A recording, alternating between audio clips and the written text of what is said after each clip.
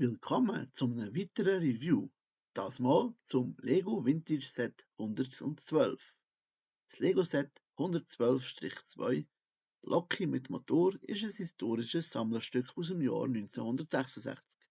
Es handelt sich um eine Dampfloki mit einem 4,5 Volt Elektromotor.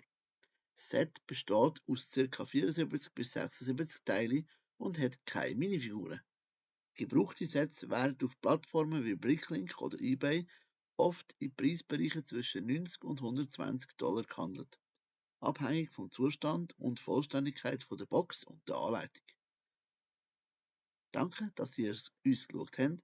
Wenn es euch gefallen hat, gebt uns doch ein Like oder einen Kommentar und vergesst nicht, uns zu abonnieren, damit ihr keine weiteren Videos verpasst.